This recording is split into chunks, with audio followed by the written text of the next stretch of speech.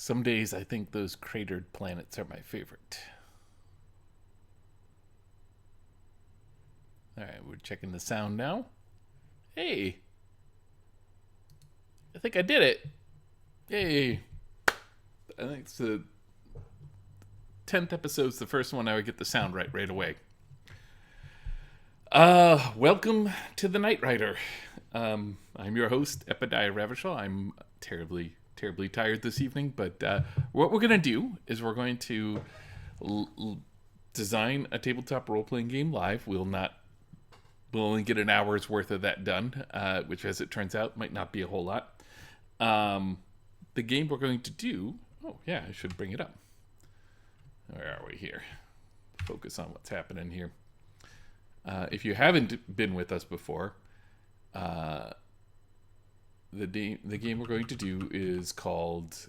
Well, the game... we don't have a name for the game yet, but the concept behind it are the Intergalaxians. They're a fictional toy of little plastic action figures that had interchangeable parts that you can collect them all, that sort of thing. Came out, let's say, in the 70s, and then had a comic, and then had a cartoon, and then had a gritty reboot comic in the 90s, and then had a glittery reboot cartoon in the early aughts, mid-aughts, mid to late aughts, maybe the teens. I don't know.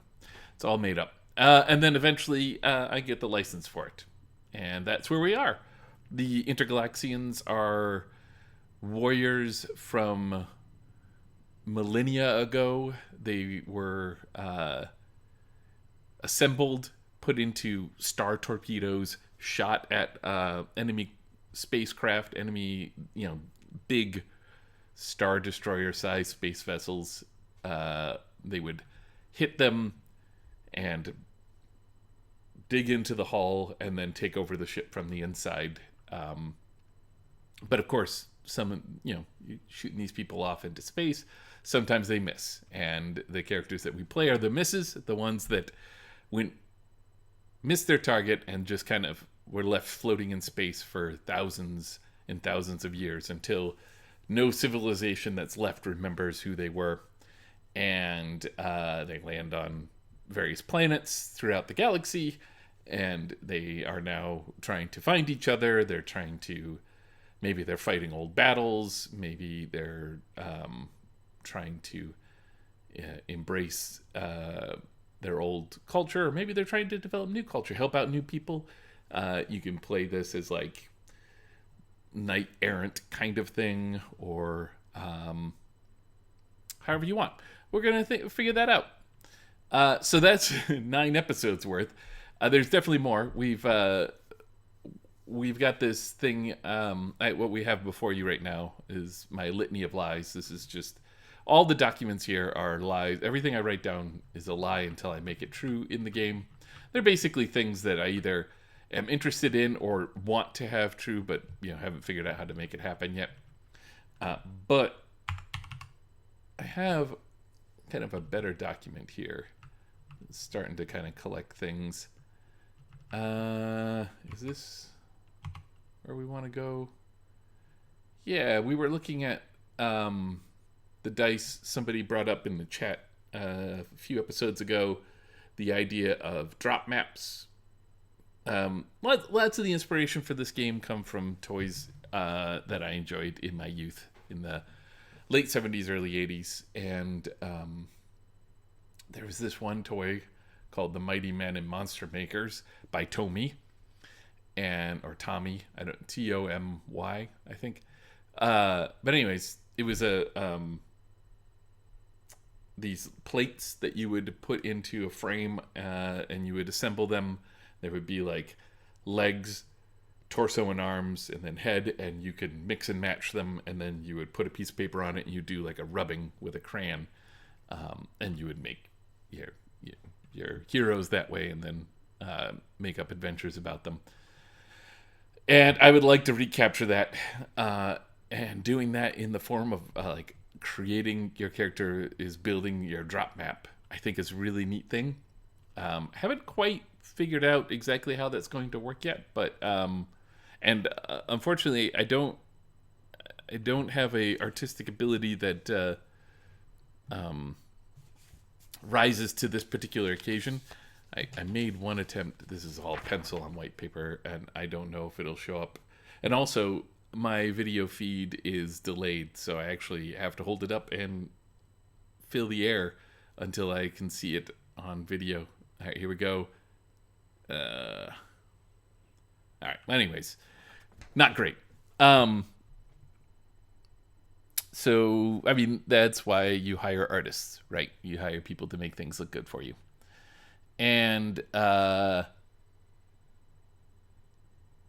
I'm just thinking about what entails making the drop map. Part of it is like we're kind of already getting into physically what is this game going to be, right? Are we playing this at a table? Will we be able to play this online? I think I can make a drop map work online.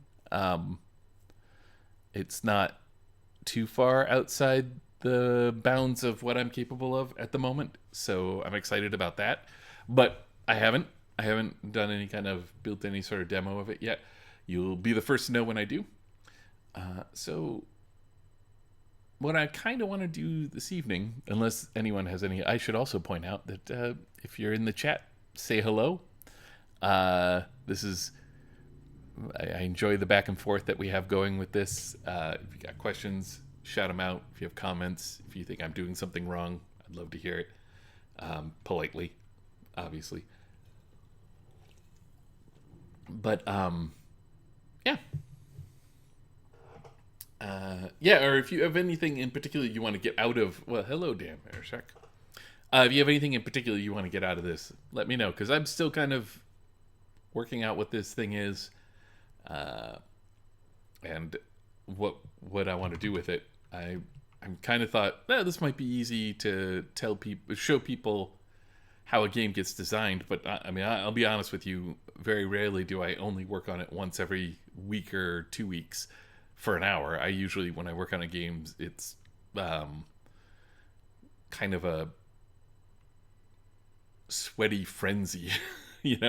I'll lock myself away from society for a while and do as much as I can all at once. So by that nature, this does feel different than how I've designed other games already. But I've been very attuned to,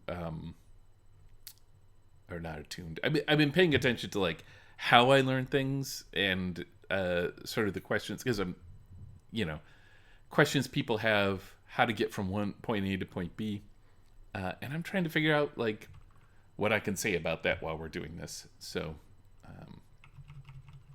enough preamble. Let's take a look at. I don't think this is where I hid the dice mechanic. Where did I hide that? Or is it? Is it? And I just didn't really.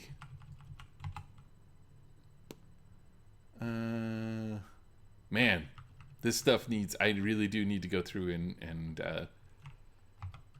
clean a bunch of this stuff up. Yeah, maybe the boring thing I do tonight. I don't want to do anything boring on here, though. All right, let's go back to off-the-cuff ideas.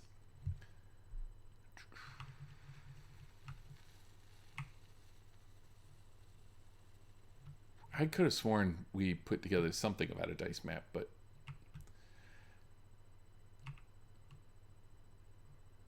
oh, I see. There's yes. All right, I found it. Welcome to me navigating my own notes. No, this is where I said a drop map was a good idea. That's all that is. Well, I think it's a good idea, and I want to talk about it. So,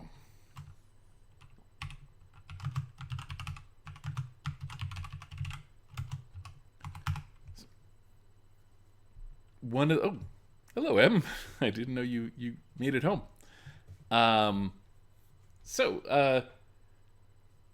Wait, this is kind of small. Let me see if I can make that a little bigger for you.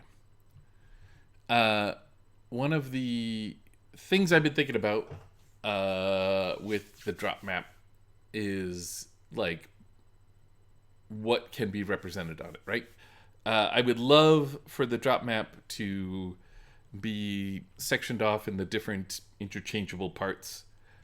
Generally speaking, we'll call these sections. And there's the head, left arm. You know what?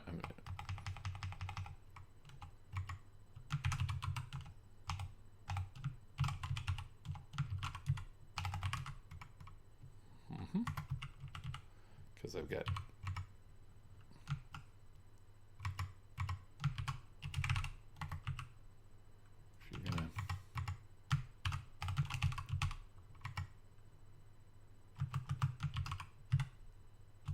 yeah, that looks like a person.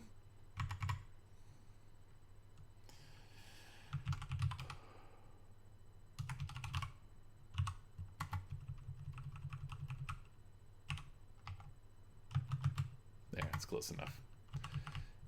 Should turn those into legs or something. But anyways, so the box around it. Oh, I have.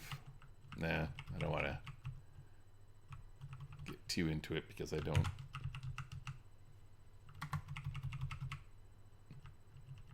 know offhand exactly how it's going to work. But all right, so think about this as like there's a box around this, so the edges, the dice don't roll off the edges; they bounce inward. There's clear delineations between the. Let's do this.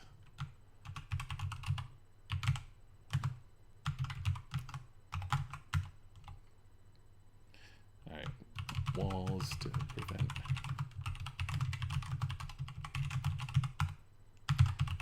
Clear. Oh, wow.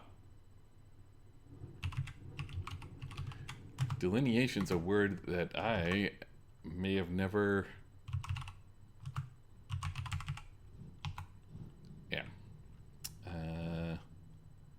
May never have used before, or never just always said out loud.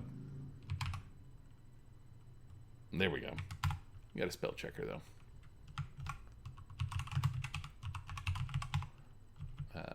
Clear delineations.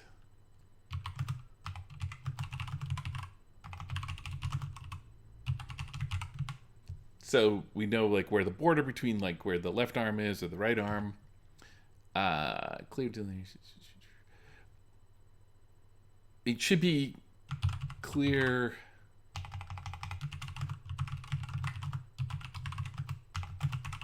Where the actual interchangeable part is in its section. Because I'm thinking about this as like the section is the area where the die can end up in to say this is the realm that's being dominated by this. But then where the say you're rolling and some dice land on the left arm, some of them may land precisely on the arm. Some may land outside the arm, but still in that section. Some may land in between the two. Some may be on borders of other sections. There's a lot that could be happening there. And it might be interesting to have those mean different things. So I want... And that makes the illustration mechanical, right? Like that makes the drawing of your character important in a tangible way, at least when it comes to the probabilities, right? Like the odds of a big chunky arm having something land on it they are greater than... So if your arm is just a laser cannon, it'd be fun to just have this, not tiny, but like the way the perspective works, the laser cannon is pointing forward, so it takes up less area on the mat, so you're less likely to land directly on it, but maybe the laser cannon does a lot of damage, so when you do, yay, that sort of thing.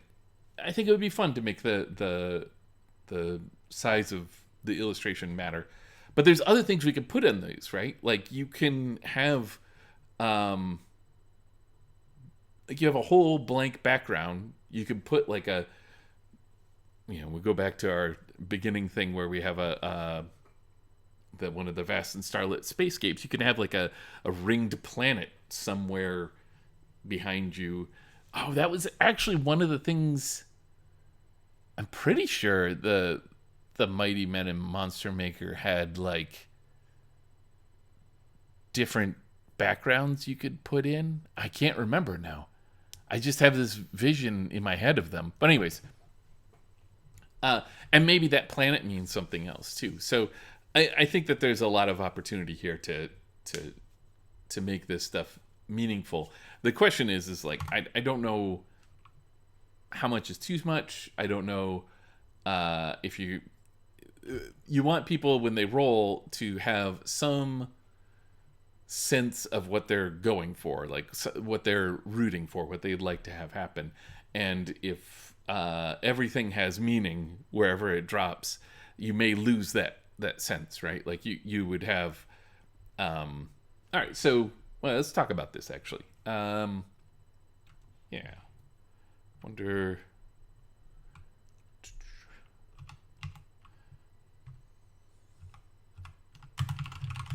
what you want.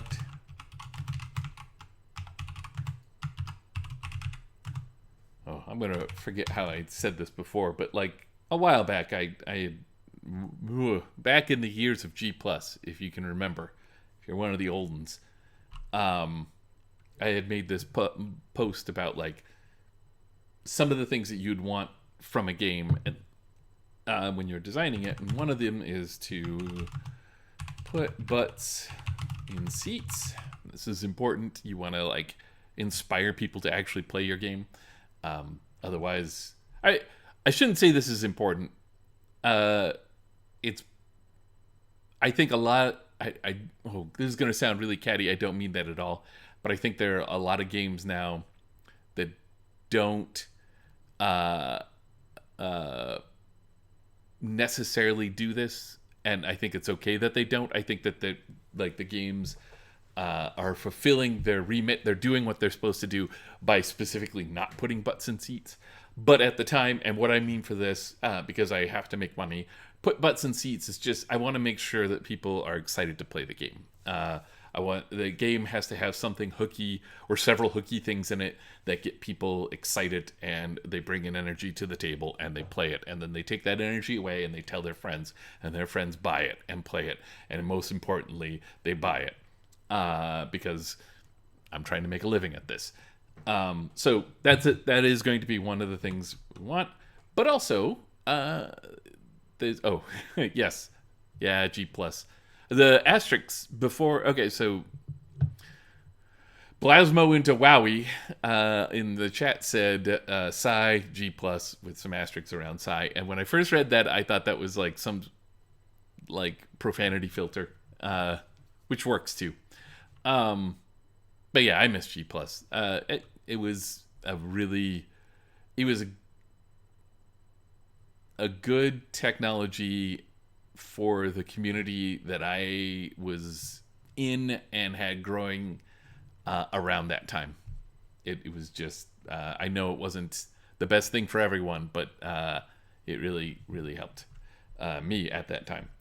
All right, so put butts in seats. You want to inspire interesting contributions. It doesn't. I wish I had I thought I had a better phrase than that, but basically you want the game to get people to say interesting things, right? At the table. You want people to be making interesting choices. This is, I want to say specifically, this is separate from, but not like entirely separate from, but like this is a different concern than giving people interesting choices, right? This can be accomplished by giving people interesting choices, but like what I'm saying specifically is that I should say let me just make sure I'm being very clear here. Well,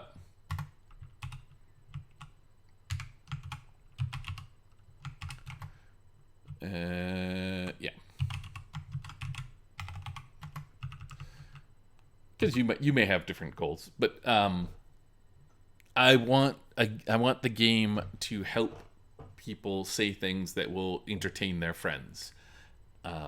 That's important. So so that's the thing, to look for opportunities to make that happen. And like I said, sometimes that comes out of creating interesting choices, but I don't. That's not the only way to do that, and I don't want to like lock myself into that at this moment. Oh, there was a third one. There's always a third one, but I don't remember what that was off the top of my head. Why did I come here? What was I talking about that brought me here? Oh, I was talking about like this uh, option overload, right? Like if a bunch of things are happening, um, all right, if the drop map fundamentally becomes like an some sort of oracle filled with lots of meaning, like a tarot deck, right? Where the drawing of a tarot deck card, you know, maybe I shouldn't use an analogy that makes it more confusing than it actually is. All right, if you're throwing down on the drop map, if you're rolling the bones on the drop map, and everything has meaning, then you might stop like rooting for things to have happen, and you'll just be wondering what's going to happen next. Like you know, what is this random result that's going to happen? Now, there's nothing wrong with that. Random results that produce interesting fiction are great. But I think I want this game to have that, like, people using the drop map in a way where they're like, I would really like for this all to land on the torso so that I don't get blown away by this, or I would really like for a lot of locomotor, or oh no, it all landed on my locomotor. I guess I'm gonna have to run away. You know, like I don't know exactly what I'm talking about, trying to talk myself out of here. So maybe I'll stop talking in that realm. And just talk about again where what can be represented here. I'm very thirsty this evening. So you got walls, you got clear delineations. So okay, so another thing that's going to come up is the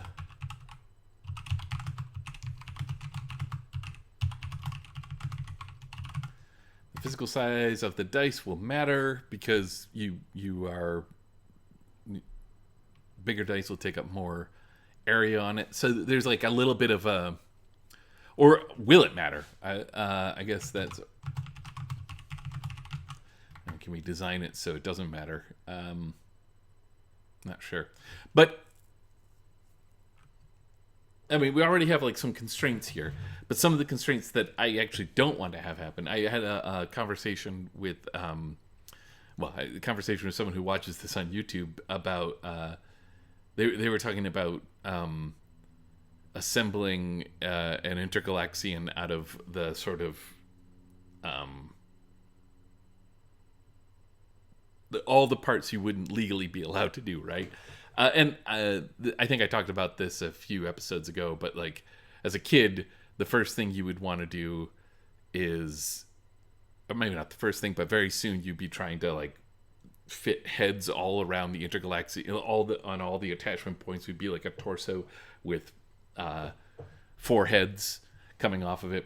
And he mentioned, like, you know, you would probably melt and change part of the intergalaxian's torso so that you can make one that had torsos coming off of his right and left arm that then themselves like a bizarre fractal. And I thought, yeah, I mean, like, yes, and absolutely, and I want the game to support that. I want something, not you don't have to have rules, but like this part here where we're physically designing how the box fits together, you want to think about how that might work. Like, if we're thinking about different interlocking sections, right? Like if you're going to take the right arm section, the left arm section, the head section, and the locomotor section, and attach those to a torso, and then that'll be like what your box will look like. Well, maybe you want to make that work so that sometimes an arm is fit in a certain way that it actually overlaps the locomotor some, or if it doesn't, they don't all fit perfect. You have these weird combinations because that's it. I mean, these toys did that. Like they said, "Hey, here you go," and then you broke all the rules assembling the things. So, so I want to keep these rules to a very fundamental, like very small realm of them, so that people can branch out and do what they want, and there'll be natural consequences to what they do. You could put a bunch of boxes together and build like almost like a bowling alley drop map that you throw the dice down, and you suffer the consequences of that, whatever that is. To keep that in mind. So there's a lot to think about here when it comes to the drop map, and there's nothing really to dig into until I have a good way to start prototyping it, and that's not going to happen until I start doing homework, and I just haven't had an opportunity to do that.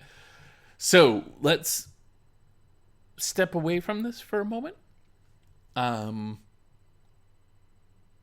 let's start thinking about what a game of this might look like, in a very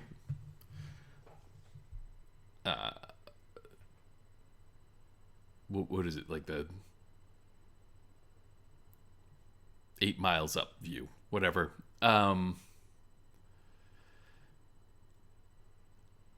think this is a game that has a GM. I think we've talked about that a little bit. There has to be like a fun name for the GM. I think someone even made a good suggestion about that, and hopefully I've written them down somewhere in these notes. But let me go back to...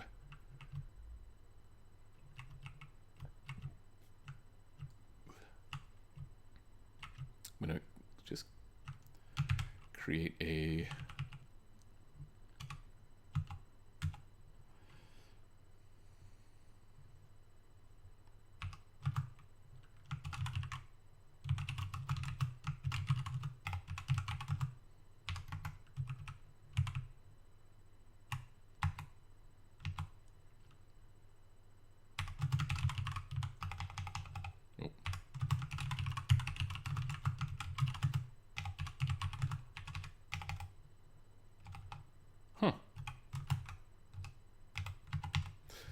So, there's a GM.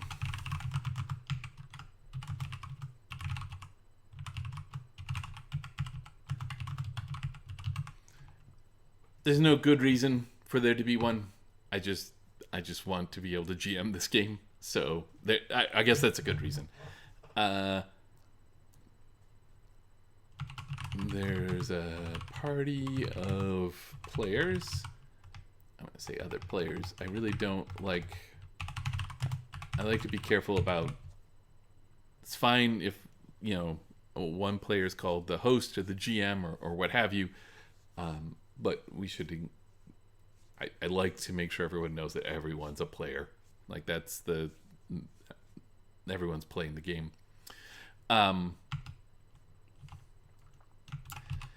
You get together... at a table or online to play. It's not an asynchronous game. I'm not doing... I mean, it's fine if people develop ways for doing that, but I am thinking about a game you play with. You have to schedule. these are all burdens that we're putting on the players. But that's what I'm doing. I'm trying to design a game that I would have wanted to play when I was, in my early teens, late teens, early 20s, late 30s now. And I guess all of that time exists concurrently. But the idea is that, we're following kind of a classic model of how a role-playing game works. All right, so you start the game.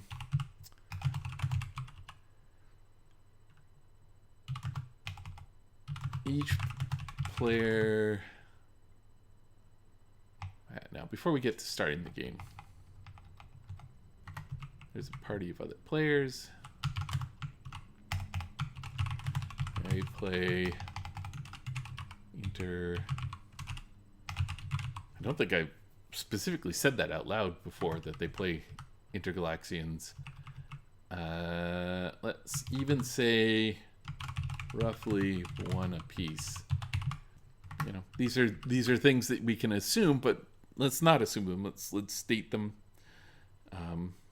I say we can assume them because of, or I'm able to assume them because this is I understand in my head the game that I'm going for, but we can't actually assume them because there are a lot of varieties of games out there. I think it is important though that the Intergalaxian players each only have one. We've talked in the past about how the identities of the Intergalaxians are going to be interesting, and I want someone to be on top of that throughout the game, right? Like that's sort of your job, is to think about what it means to be the sum of the parts that you are. And I don't want to put that, I don't want to give you a bunch of people who are sums of different parts to play. All right, so let's say it plays out.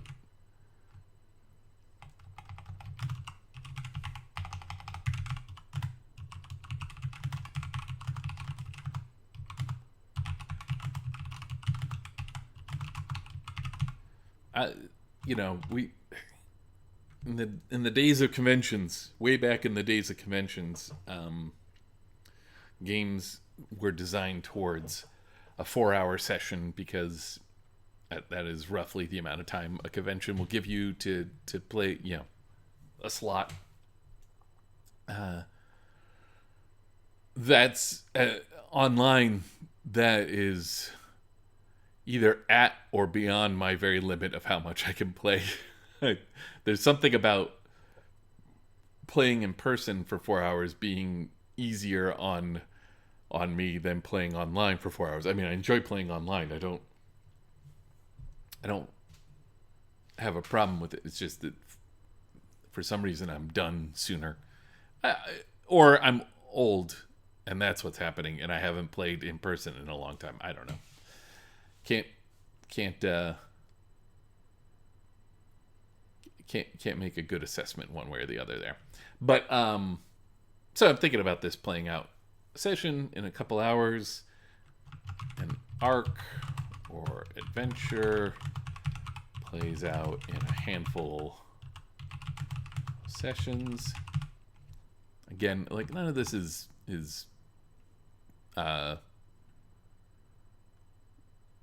breaking any molds or anything like that, but there's a special feel that I'm going for. Yeah. I'm trying to hit that sort of traditional style. So thinking about that, then you get your friends together. You're going to play the GM presents the adventure. Is that true? I don't know.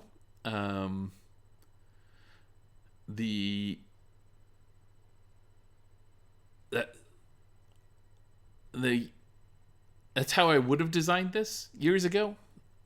I have gone in another direction more recently, and preferred to have the GM, or maybe the GM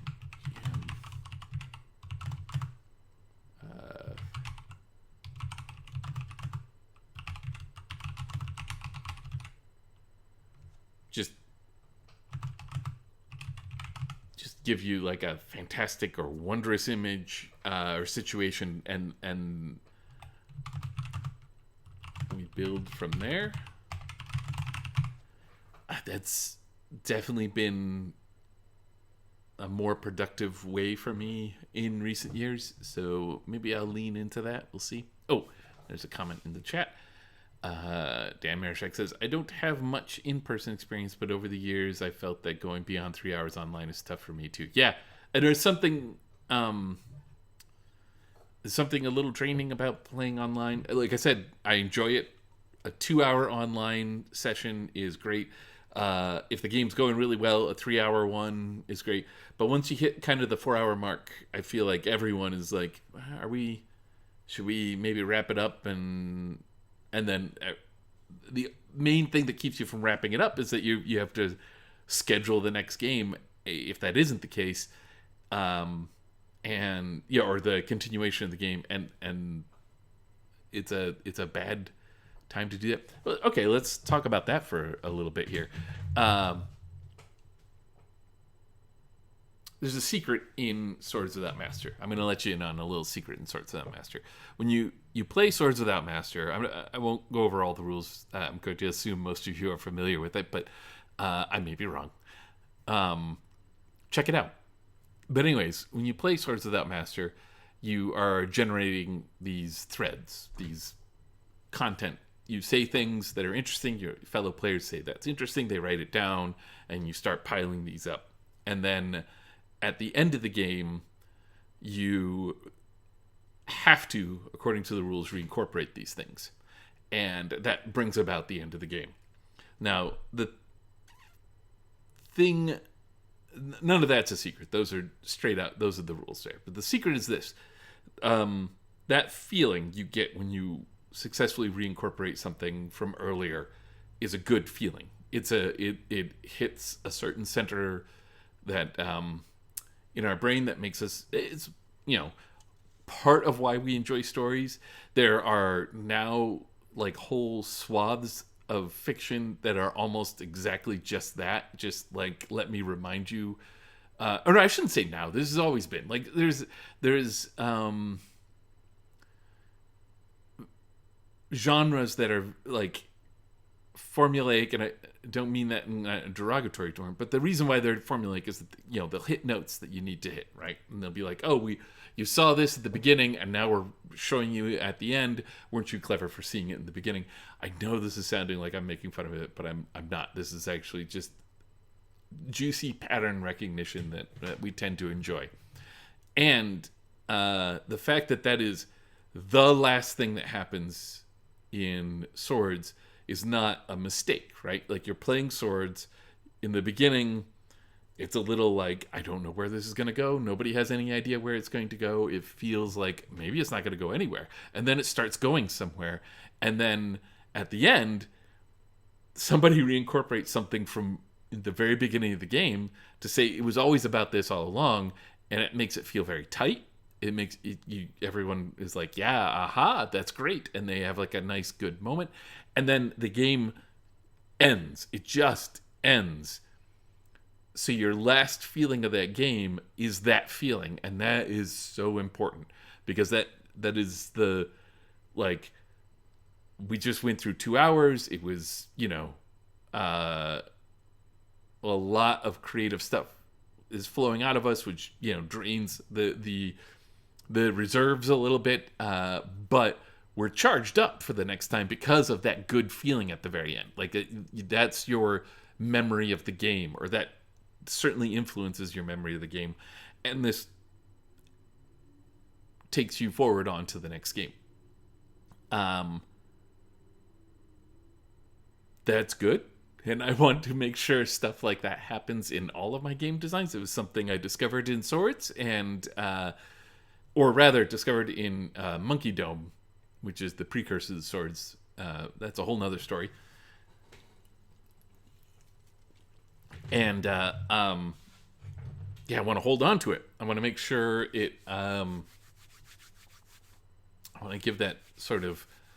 I mean, I don't want to say addictive, but like addictive, like it not in a good way. Like it makes you want to come back for more. So where was I? Why did I stop on?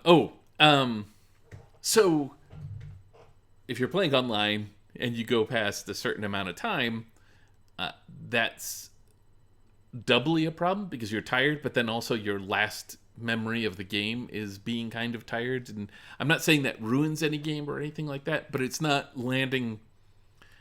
It's not sticking the landing, right? You're not hitting it exactly where you really need to hit it to just be excited to come back next time. I mean, there's other ways to make people excited to come back next time. Obviously, there's like cliffhangers, and advancement is a great way to do it. Like nothing makes me more excited to come back to the table than knowing that I'm going to be the next level higher and have more power, or even killing a character so that I get to make a new one for the next session. I love that. I'm a big fan of killing off my characters and then hitting the character creation mechanics all over again now that I know more about how the game plays out. All right. I'm on a tangent, but that's fine. All of this is about being on tangents until we find our thread through. Talking about the overview of gameplay here.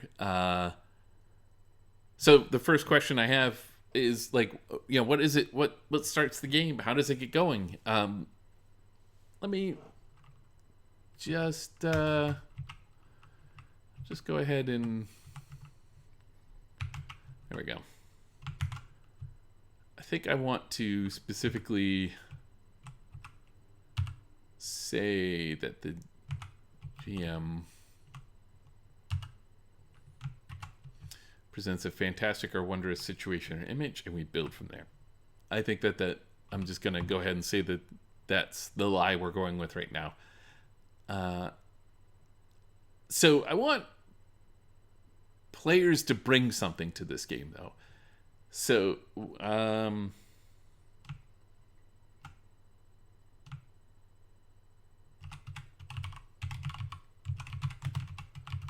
that's going to be... I don't want to call them IPs. That would be very bad. We'll just do that for now. I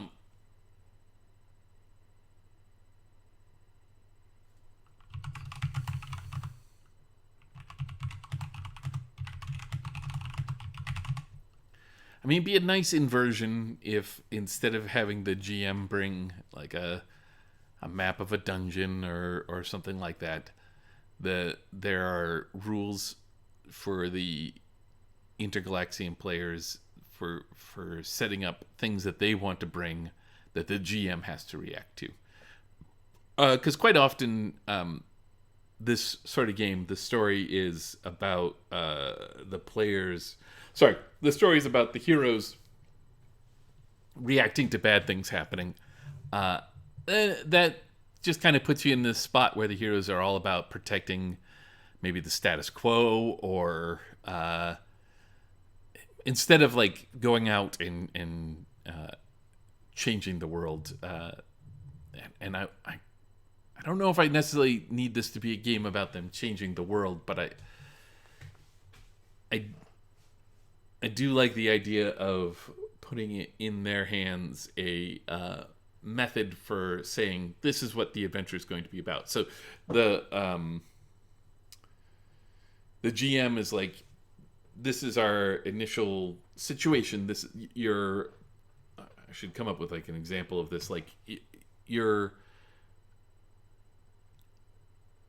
standing on a alien cliffside, staring out across a glittering sea, and the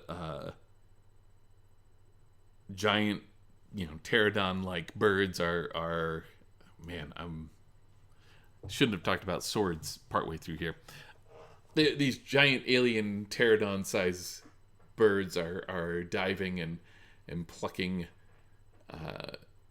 big fish out of this sea, and maybe off in the distance you see a something burning as it's coming through the atmosphere, heading down. It's kind of a striking image. There we go. That's all the GM prep they have to do. We're going to start from there. Meanwhile, the players have written out, like, I want to find my missing arm, so I need to, I don't want to make it. Okay, this is interesting. Okay, so let's say you got a player who's like 10,000 years ago, I had an arm that could punch through solid, spacium hull, and I lost it in a battle, and I was on my way to fight the Intergalaxian who had taken it when I was shot out of my, when my star torpedo was shot towards that ship and missed it. And then, now we've spent 10,000 years afloat in the starry sky. We've landed on a planet. We've helped some people out, but now I really want to find that. I want to find that arm. So that's great. That's a goal, but do we want to leave that to the GM to figure out what were all the steps to doing that? Do you want to give the player a chance to do it, here are the 3 things that need to be accomplished? Maybe we want to give other players a chance to do that. I mean, it could be kind of fun to say, I'm creating a lot of homework here for a lot of people, and that's not necessarily a good thing. But, if you write down something, I got to type these things out otherwise. Idea. Let's just go with this.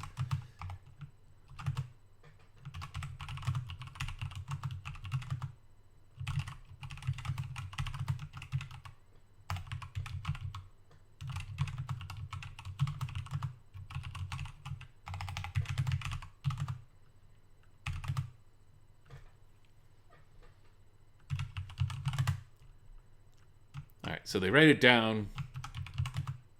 Hand that to the player to the left. Whatever that means.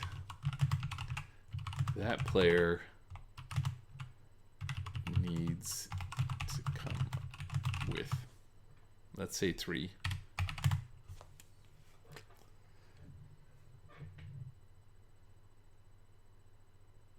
Nah, I already don't care for this.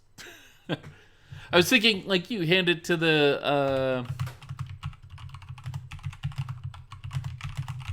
the player on your left. They write down 3 things that need to come about before that can happen, and hand it to the GM. I don't know if you want that to be secrets. I don't know. I don't know if that works at all. It was just something that was popping into my head. Sometimes you get ideas that I don't like it for this game. Let me put it that way. I might actually be kind of a nice thing for another game. Actually, I think it would be a nice thing for another game, but that's not where we're at now, unless this turns out to be where we're at. This is also a possibility. All right. We got just about like 10 minutes left. I don't know if anyone has any questions or anything like that. I've kind of hit a little stymied part here. It's a good place to be stymied because I'm just trying to figure out what exactly is going to be happening in these games, and sometimes you just don't know that. You know what you want it to feel like when it plays, but you don't know. Maybe you even know what kind of story you want to tell, but you don't know how you want to build your way to it and how those interact with each other.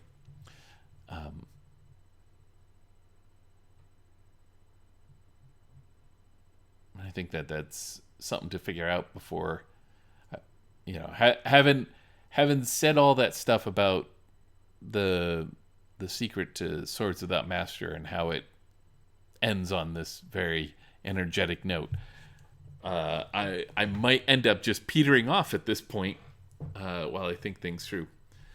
Okay, Dan Marashek says, if it was me, I think I would want to incorporate some of the various versions of the IP in the lens of nostalgia. Yeah, actually, that's a very good idea. Like, oh, yeah, because early on we were talking a lot about how, oh, we could say like you're playing in the gritty reboot version, but your contribution is something you recall from the Saturday morning cartoon. Yeah. Oh, I like this. Let me just put that in there. Call this better idea. This it doesn't necessarily replace what we were just talking about, but like I do like this. I think of it as kind of like an escalation to a different version, right? So let me oh, let me just go ahead and see if I can't do the old use the fact that I'm on a computer and there you go. Look at it. I just copied and pasted you there. Give you credit for it.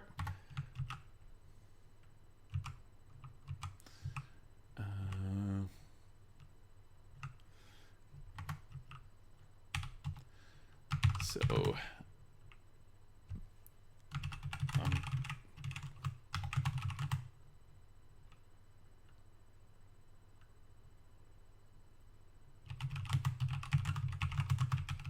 well, yeah.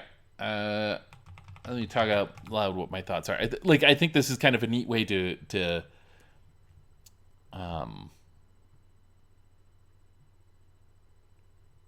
escalate or change things. Like if a roll goes wrong or something like that. I really like this idea of it would require being in a situation where like you're very clear about which version you're playing in at the time. Well, maybe it doesn't need that.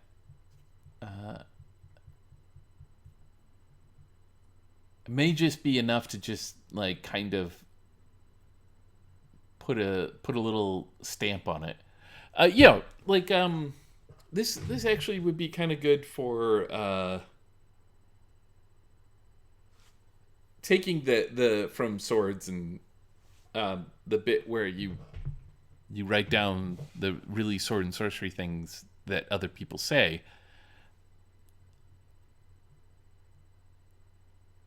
You could do that, but then with the sort of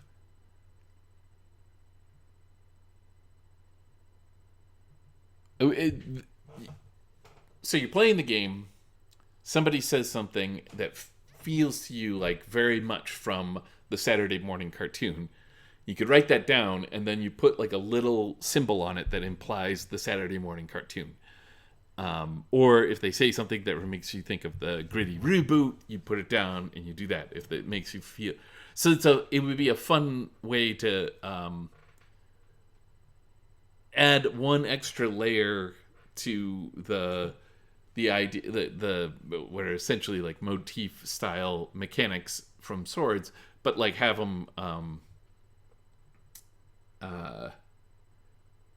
recall to everyone what like the different IPs. I really like that. I like where that's going.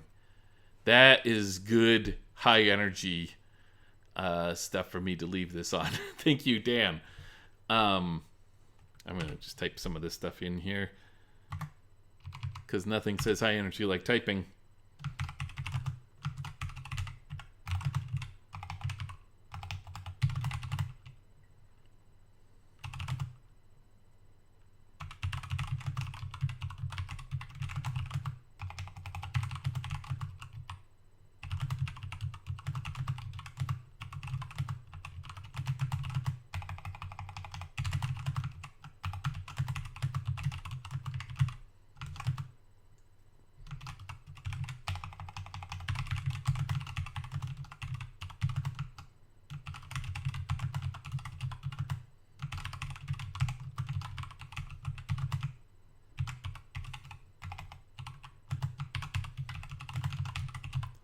don't know why I'm typing all these out, but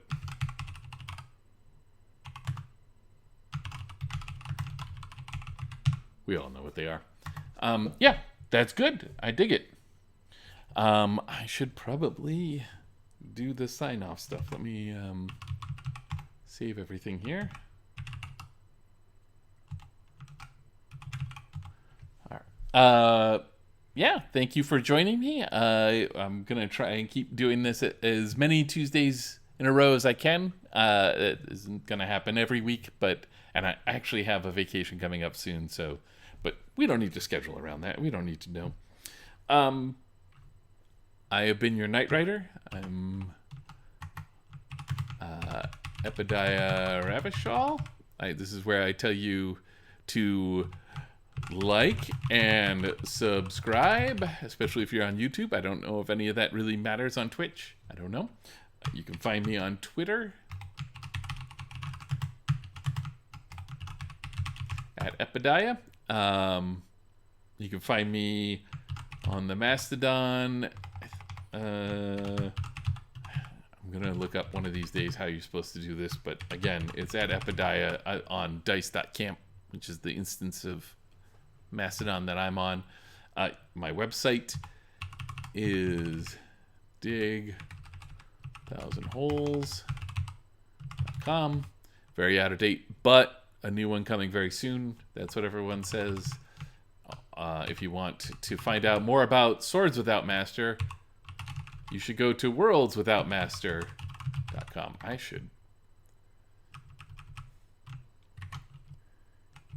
don't know if capitalizing this makes it any easier. Worlds plural, master singular. Yeah, you can find my games, my fiction, and other stuff on those sites. Otherwise, any fine role-playing game establishment.